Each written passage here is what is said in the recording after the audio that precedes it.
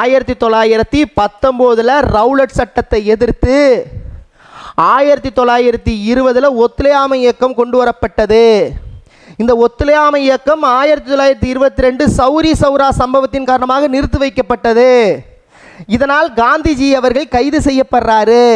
வஉசி அவர்களுடைய பார்வையில் 1919 ரவுலட் சட்டத்தை எதிர்த்து நான் மாநாட்டில் பேசுவேன், அதெல்லாம் சரிதான். ஆனால் 1920 ஒத்துழையாமை இயக்கம் கல்கத்தா சிறப்பு செக்ஷனில் நீங்கள் கொண்டு வந்தது எனக்கு பிடிக்கவில்லை அப்படின்னு சொல்லிட்டு வெளிநடப்பு செய்கிறார். ஓகேவா? இதே சமயத்தில் 1922 சௌரி சௌரா சம்பவம் நடைபெற்ற பொழுது உள்ள தூக்கி போட்டாங்க காந்திஜியை. அப்போ 1922 கயா செக்ஷன், கயாங்கிற இடத்துல நடைபெற்ற செக்ஷன் பீகாரில் இருக்குது. அதற்கு சிஆர் தாஸ் அவர்கள் தான் என்னது தலைமை பொறுப்பேற்கிறார். இந்த கொல்கத்தா செஷன் இருக்கு இல்லையா, இந்த கொல்கத்தா செஷன் ஆல்ரெடி சொல்லிட்டேன். லாலா லஜபதி ராய் போன வீடியோலேயே சொன்னேன்.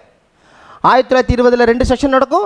ஒன்று நார்மலாக நடக்கிற டிசம்பர் செஷனில் நாக்பூரில் விஜயராகவாச்சாரி சென்னை மாகாணத்தை சேர்ந்தவர் இருப்பார், சிறப்பு செக்ஷன். அது 1920 லாலா லஜபதி ராய் நடத்துவார்னு ஆல்ரெடி சொல்லிட்டேன். கொல்கத்தா செக்ஷன் போன வீடியோவில் சொல்லிட்டேன். அப்போ இந்தோடைய 1920 கொல்கத்தா சிறப்பு செக்ஷனில் லாலா லஜபதி ராய் தலைமை ஏற்கிறாரு.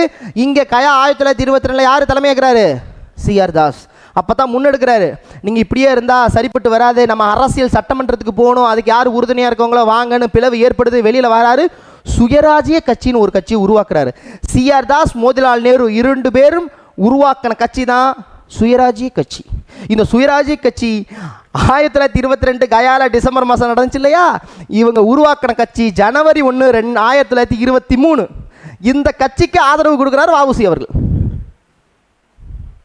ஓகேவா? புரியுதா கதை? அப்போ 1922 கயா மாநாட்டில் இருந்து வெளியேற்றி ஒரு புதிய கட்சியை உருவாக்குற சுயராஜ்ய கட்சியை உருவாக்கின சிஆர் தாஸ், மோதிலால் நேரு ஜனவரி 1 1923 உருவாக்கப்பட்ட சுயராஜ்ய கட்சிக்கு வரவேற்பு கொடுக்குறாரு நம்ம வஉசி சிதம்பரனார் அவர்கள்.